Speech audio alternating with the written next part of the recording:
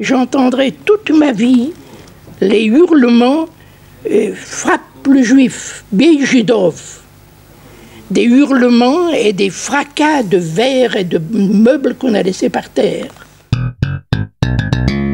Il faut se mettre dans l'état de choses qui était en Russie à ce moment-là. En 1905, cela a commencé par la fameuse constitution, ou la prétendue constitution arrachée au tsar. Je me souviens très bien être allé à l'école ce jour-là. Nous étions tous en liesse, nous ne comprenions pas grand-chose, mais on nous a expliqué que tout allait changer, que les choses seraient beaucoup mieux pour tout le monde, et en particulier pour les Juifs.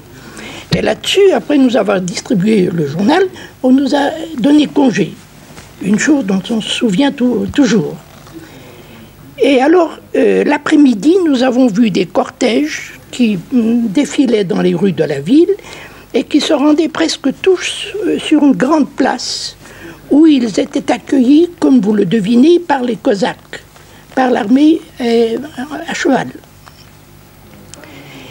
Et le soir, on s'est aperçu d'autre chose. Presque tous les coins de rue étaient rassemblés des civils qu'on ne connaissait pas, qui venaient sans doute de la province, qu'on a fait venir de la province, et qui se mettaient à attaquer tous les juifs qui passaient par là. Mon père y compris.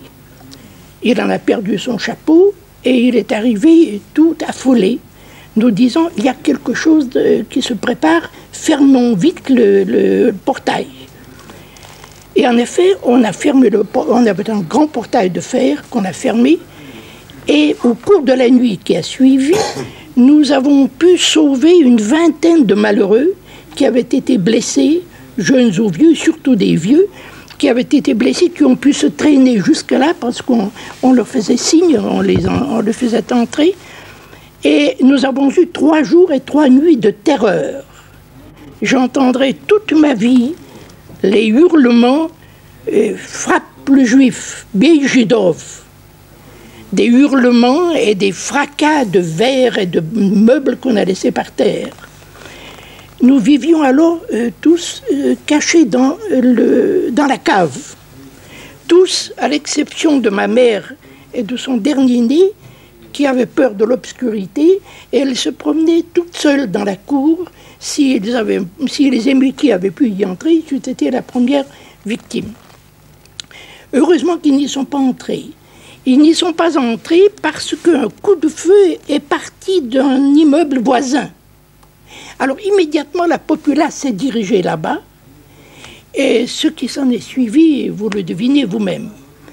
Quand 3 jours après, on a dit « ça y est, c'est fini », et nous avons pu aller jusqu'au portail, je n'ai plus reconnu la rue. On aurait dit qu'il avait neigé, parce que les émeutiers avaient jeté toute la literie, dont la rue était toute blanche. Il y avait des tables, des chaises, des pianos, tout était jeté. Et on nous avait dit aussi le nombre, dont je ne me souviens pas, de victimes qui avaient péri dans cet immeuble-là. C'était dans quelle ville, M. Puech? C'était à Kiev, en octobre 1905. Mais, pour être juste et pour continuer notre conversation, nous avons eu un mini-pogrom avant et après ce grand pogrom. Chaque matin que le bon Dieu faisait, nous étions attaqués en allant à l'école par des bandes de petits Russiens ou de petits Ukrainiens qui nous battaient comme plâtre quand ils étaient plus nombreux que nous, parce que nous nous défendions, et qui nous annonçaient, qui nous prévenaient. À la fin du mois, on vous égorgera tous. Il va de soi qu'ils ont entendu dire cela par leurs parents. Et les parents le tenaient des gens de la Douma.